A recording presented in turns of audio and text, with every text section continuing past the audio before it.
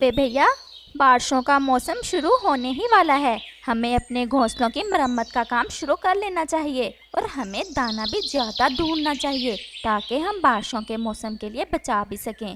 पिछले साल का याद है ना आपको, जब बारिशें शुरू हुई थी तो रुकने का नाम ही नहीं ले रही थी और आपको कितनी मुश्किल हुई थी। अच्छा, अब तुम मुझे ताना दे रही हो? नहीं कव्वे भैया, मैं तो सिर्फ आपको याद करवा रही हूँ। सब पक्षी ही इन दिनों में ज्यादा काम करते हैं ताकि बारिश के दिनों में आराम कर सकें। मैं कोई बेवकूफ नहीं हूँ, मुझे भी चिंता है। तुम अकेली ही अक्लमंद नहीं हो इस जंगल में। जाओ और मुझे आराम करने दो। जब मेरा मन होगा मैं भी काम कर लूंगा। और अभी वैसे भी काफी दिन पड़े हैं बारिश का मौसम शुरू होने में। आपने तो गुस्सा ही कर लिया।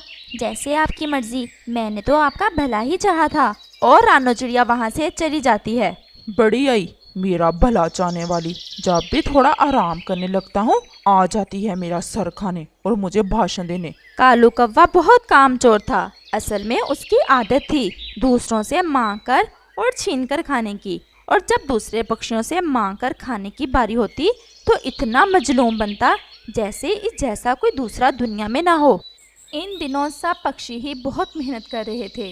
वो दाना भी ज्यादा ढूंढ रहे थे और साथ अपने घोंसलों को और ज्यादा मजबूत करने का काम भी कर रहे थे। रानो बहन, कालू आज भी नहीं आया? नहीं तोते भैया, मैं गई थी उसे लेने, लेकिन उसने तो मुझे इतनी सुनाई कि मैं शर्मिंदा होकर वहाँ से आ गई। रानो चिड़िया, तुम्हें क्या जरूरत थी उसके यहाँ जाने की? अगर वो अपनी चिंता खुद नहीं करता तो हम क्यों करें उसकी? तोते भैया, वो कौन सा इस बात की शर्म करेगा कि बारिश के दिनों में किसी के पास ना जाए दाना लेने। पिछली बार भी उसने मुझे बहुत तंग किया था। मैं तो इसलिए गई थी, चलो वो भी हमारे साथ चला जाता और थोड़ा बहुत काम कर लेता। रानो चिड़िया, तुम भी इस बार उसे मुंह ना लगाना। अभी वो बातें कर ही रहे थे कि कव्वे का मामा भी वहाँ आ जाता है। कालू को कहीं देखा है आपने? अभी तो वो घर पर ही था, अब निकल गया होगा कहीं आवारागर्दी करने। अंकल जी, आप कालू को थोड़ा समझाएं, वो थोड़ा सा काम भी कर लिया करे। हर समय उसकी नजर दूसरों के भोजन पर ही होती है। उसकी पत्नी भी उसे इसी वजह से छोड़कर चली गई। वैसे तो हमें कोई फर्क नहीं पड़ता वो काम करे या ना करे, लेकिन तंग भी वो हमें ही करता है। अब बारिशें शुरू होने वाली हैं और वो सारा दिन या तो सोता है या फिरने निकल जाता है।